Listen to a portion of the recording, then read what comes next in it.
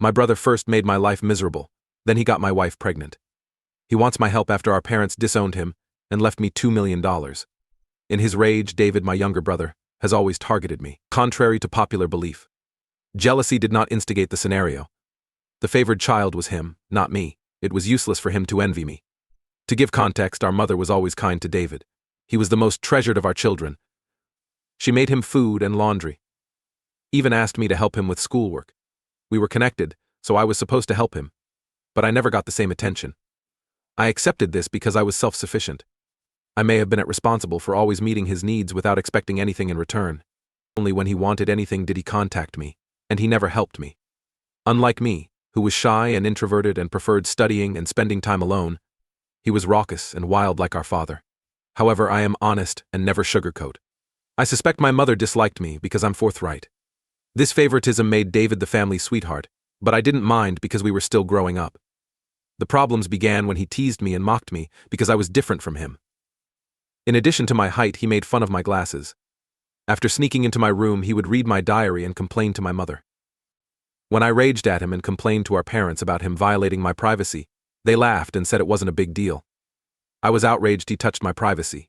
He did more evil, such as nearly destroying my spectacles and putting bad things in my food. I found the cereal stones before they damaged my teeth. He once put them in my breakfast. My mother chuckled when I told her, saying this is how brothers bond. In disagreements, David would use my worries to degrade me. Since we went to the same school, he knew I was bullied by a few students. He supported the bullies, calling me ugly loser and hairy monkey and encouraging them to beat me, saying I was a failure. He helped the bullies prove their argument instead of me.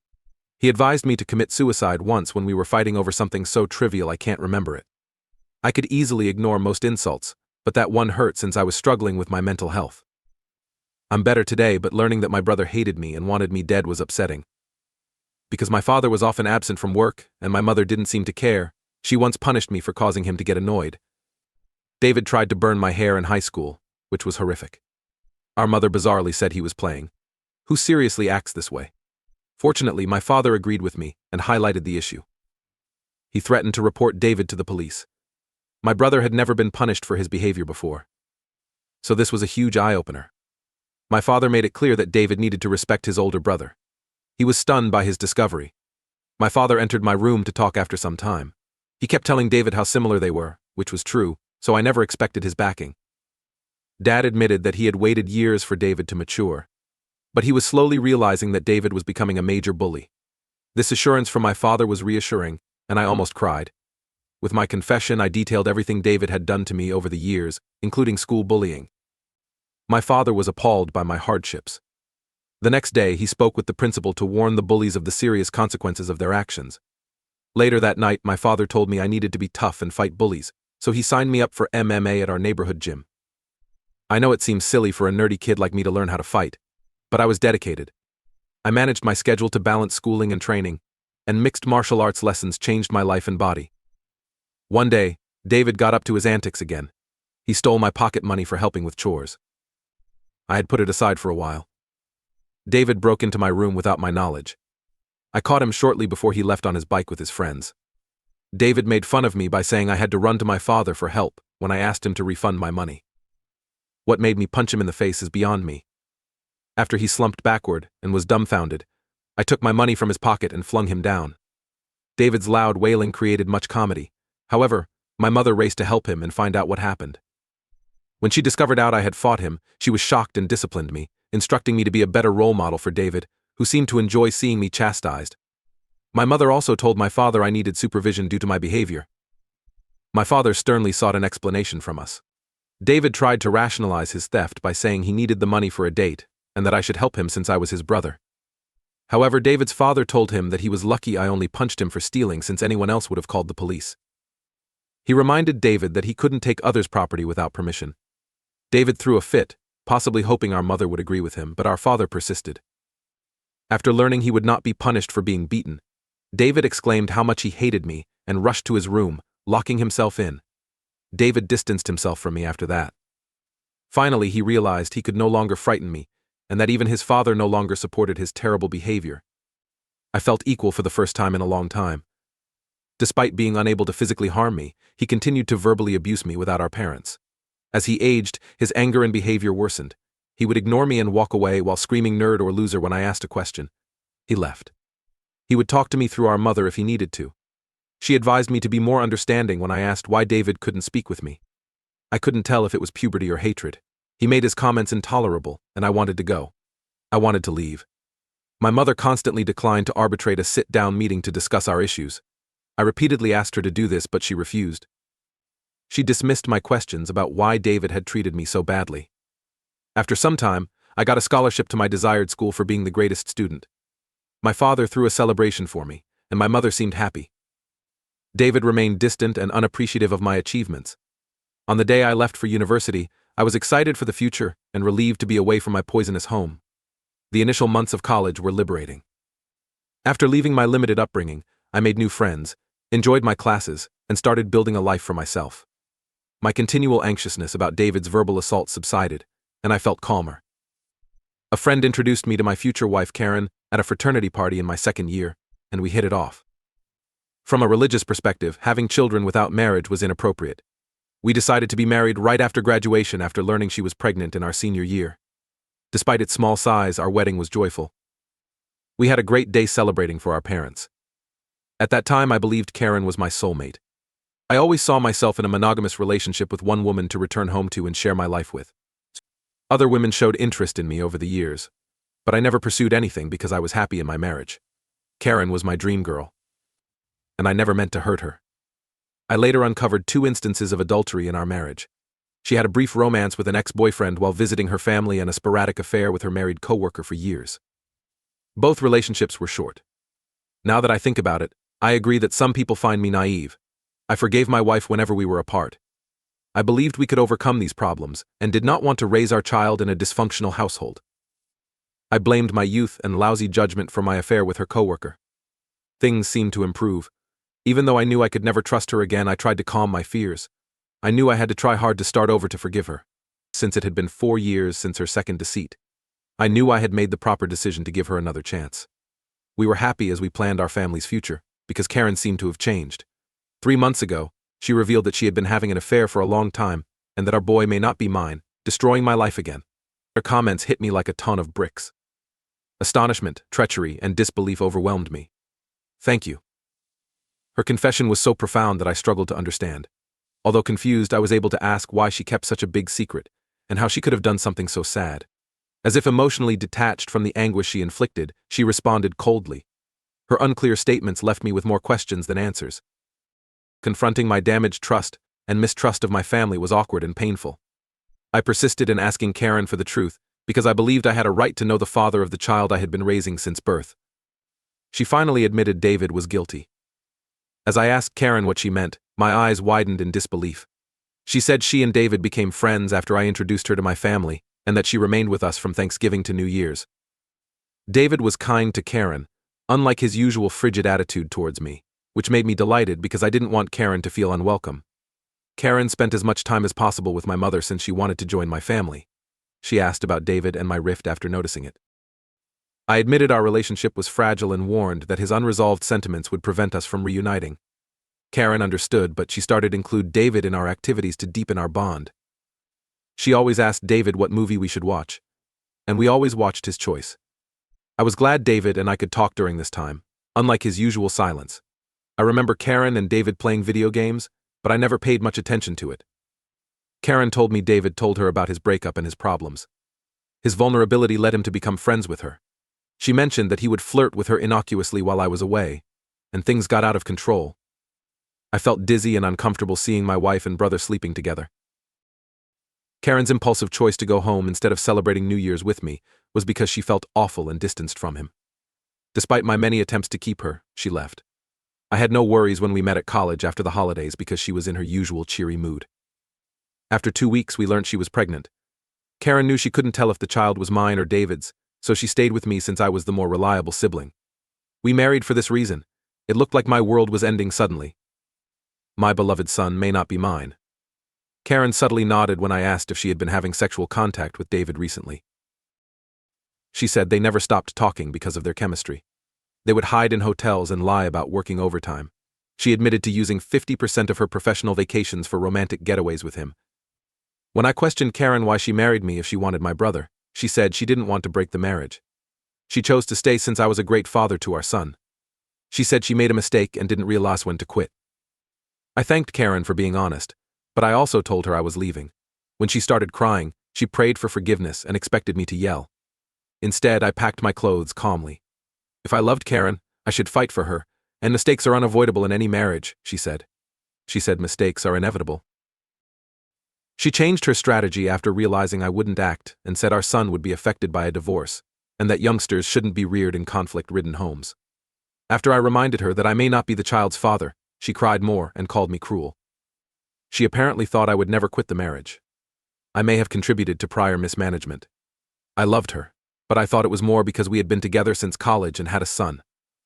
Karen kept saying it wasn't too late to fix things, but I didn't trust her and lost patience. Her statements appeared vacuous and trust was a major issue. No matter how much I forgave her, I never forgot she slept with my brother. I've always forgiven mistakes because we're all flawed, but this was unacceptable. I checked into a motel after leaving her crying on the doorstep. The next day, I told my parents everything about my wife's affair with David, including their years of secretly sleeping together. Their expressions showed shock. Naturally, my mother defended David, saying he would never hurt his brother. To reveal the truth, I asked my parents to be silent and allow me call David. I asked them to be quiet to surprise David. He thought it was a private talk. David answered the phone when I confronted him about the affair. He vehemently denied it and refused to take responsibility. However, when I told him Karen had confessed, he quickly condemned her and called her a coward. He also said it wasn't his fault if women liked him, saying he was the more attractive sibling. I sternly told him I will divulge his identity to everyone. David's audacity made me laugh, and I thanked him for confirming the truth, knowing our parents had heard everything. David mocked me by saying no one would believe me since he was the golden kid. David grew quiet and spluttered while explaining himself to save his reputation. My mother, still shocked, urged David to explain. He fumbled his excuses, blaming everyone but himself, and desperately tried to blame Karen. All those accountable for his actions were blamed. I saw my mother, who had protected her favorite son, now feeling disappointed and furious. That anxious moment gave me a strange sense of vindication. I endured David's agony for years. Once the truth was revealed, the roles reversed. David's deeds were exposed, and he was exposed. As David garbled his speech, my quiet father couldn't hide his dismay. He started talking to David and asked me for the phone. My father said, David, in a dejected tone, "Your acts betray your brother and this family. Even after they married, you had sex with your brother's wife. Your actions, which have serious consequences, have irreversibly shattered our trust in you. Both of you were raised to value family, loyalty, and morals. Your disregard for your brother's feelings and the lack of respect for his marriage are unacceptable," he continued, pausing to allow his words sink in. "What you've shown today defies everything I've tried to teach you. You've hurt him and damaged our roots. Despite your mother and I sharing some responsibility for your development, we will no longer tolerate this behavior. The college funds I set up for you will be gone today. Paying university fees on your own is your responsibility. I will also stop funding your lifestyle. Do you think sex with married women makes you manlier? See how you survive without my money to compare." I kept my cool throughout. Even though I had to yell at David at first, witnessing my father chastise him gave me the most vindication. His true self was revealed by me. Additionally, he had greatly underestimated the consequences. My mother justified David despite his complaints. My father instantly canceled the conversation, ending David's attempts to explain his behavior. My mother hugged me shortly after. It had been a long time since we had such a moment, but despite the family upheaval, there was understanding and support in that embrace. She apologized for not believing me after all this time. I could never have imagined this when I was 14. Being accepted by my mother throughout this time. For my divorce with Karen, my father helped me find a good lawyer. She and her attorney tried to fight dirty by asking alimony because I made more money, yet her affair benefited me. We also performed a paternity test, which proved David was the father. The news was more upsetting than Karen's infidelity till now. I was furious that my beloved boy was not mine. I decided to stay strong. Karen insisted I keep seeing my child, saying he shouldn't be punished, but I couldn't. He reminded me of David, which I hated. Once my divorce was final, I moved into my own bachelor pad and felt free. Living alone was strange because I married young and had never experienced independence. However, my independence allowed me to quickly adapt to my new lifestyle, which I enjoyed. 2 weeks ago, my father called to say he was considering changing his will to avoid leaving David any inheritance. My father is stubborn, and he never reconsidered excluding David from his life. David tried to contact our parents and even went to their front door to ask for forgiveness, but they wouldn't let him in. My mother, who usually gave in to David's outbursts, seemed to be done with him, even though it must have been hard. David did not text me to apologize, proving he did not regret his actions. Simply, he was enraged over being separated from our parents. My father told me he would leave everything to me so David wouldn't challenge it. David would get $1. My eyes widened in surprise as my dad worked hard his whole life. With his assets, retirement fund, and life insurance, he had around $2 million. His will only required my mother to live in their home if my father died before her, even though ownership would pass to me after his retirement. I didn't mind because I wanted to be with my mother in her final days. David realized this and called me yesterday to apologize because he couldn't reach our parents. He was told that he was struggling in college, and that Karen had been asking child support from him since she discovered he was the father. He requested financial aid and sought part-time job but was unsuccessful. He begged me to talk to our family about starting afresh because he needed my help. While laughing at him, I told him I was done with him. My wife became pregnant after his sexual experience with her, and I told him he should have considered the consequences. David said I was unreasonable, and I agreed that Karen was partly to blame. After telling him I divorced her, she became his responsibility, since these were his actions. He shouldn't call me to complain about the child or woman. I interrupted David when he started to yell and reminded him that he was now the black sheep who had slept with his brother's wife. David raised his voice, but I stopped him. David started crying and told me how everyone, including our grandparents and other relatives, had turned against him. Although I knew this, I no longer cared. As I no longer considered him my brother, I told him we were done and he should never call me again. That talk has been on my mind ever since. Despite my strong disdain for my brother, I had never heard him cry since we were children. Being honest, seeing him defenseless hurt me. I guess I'm here to ask if I should talk to our parents about him, or if I'm a fool if I don't. Many of you have asked why I cut off all contact with my son Henry. And others have called me harsh. I'm uncomfortable raising another man's child. Not a stepson situation. I thought Henry was my son, but he's my brother David's. This discovery hurt me deeply, and I cried for days. Because I no longer want Karen in my life, I don't want to talk to Henry. She will find a way to rejoin me if I keep in touch with her child. I need privacy. Even though you might call me nasty or self-centered, I won't see him again for a long time.